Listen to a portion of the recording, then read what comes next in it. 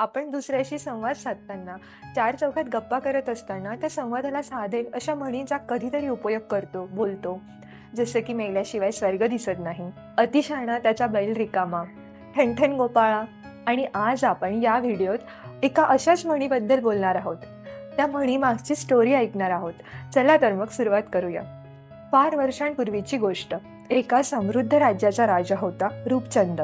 राजा दिसायला देखणा, मनाने चांगला आणि प्रजेचा लाडका. पण त्याला एक सवय होती, एक जीव घेणा लोभ. तो लोभ होता सोन्याचा. त्याच्याकडे खूप धन दौलत होती, तरी त्याला अजून पाहिजे होते, अजून अजून फक्त सोनच. हाच विचार त्याच्या डोक्यात घोळायचा. एके दिवशी राजाने ऐकलं की शेजारच्या राज्यात एक साधू आले आहेत.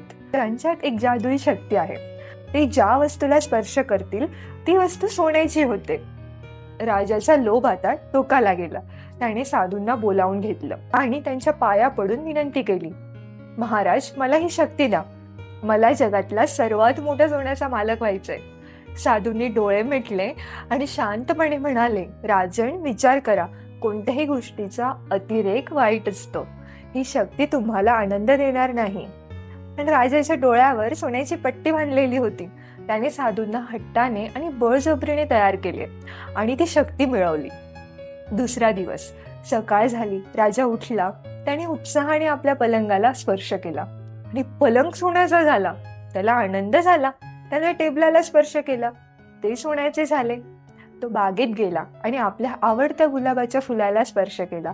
ते सुंदर मऊ फूल एका क्षणात कडक सोन्याची वस्तू बनले.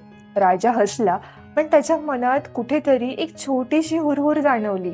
मग दुपार झाली. राजा भुकेने व्याकुळ झाला. त्याने जेवणाचे ताट पुढे घेतले आणि घास घेण्यासाठी भाताला स्पर्श केला.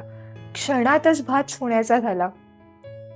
तो चमचा सोन्याचा. राजाने पाण्याचा पेला उचलला. त्याला स्पर्श होताच पाणी सोन्याचे झाले.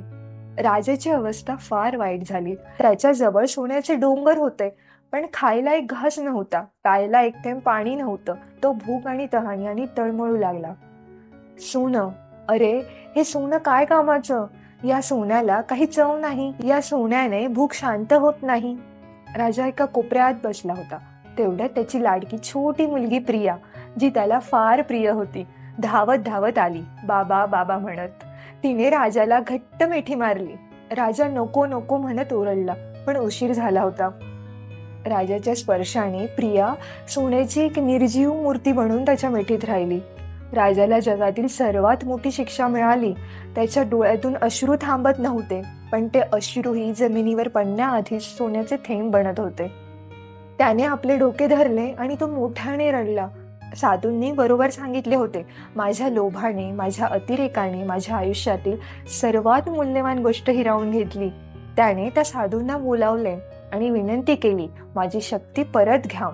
मला माझी मुलगी आणि साधे जीवन परत दे. या गोष्टीवरून स्पष्ट होते की लोभ, शक्ती किंवा अगदी कोणत्याही गोष्टीचा अतिरेक हा नेहमी विनाशकारी असतो. साधेपणा आणि समाधान यातच खरे सुख दडलेले आहे. तुम्हाला अजून अशाच काही म्हणींचा अर्थ हा गोष्टीतून ऐकायला आवडत असणार तर मला कमेंट बॉक्समध्ये नक्की कळवा. मी म्हणींवर एक नवीन सिरीज घेऊन येईल. व्हिडिओ हा शेवटपर्यंत पाहिल्याबद्दल खूप खूप धन्यवाद. तुम्ही पहिल्यांदा माझा व्हिडिओ पाहिला असणार तर कृपया चॅनलला सबस्क्राईब करा, व्हिडिओला लाईक आणि शेअरही करा. धन्यवाद.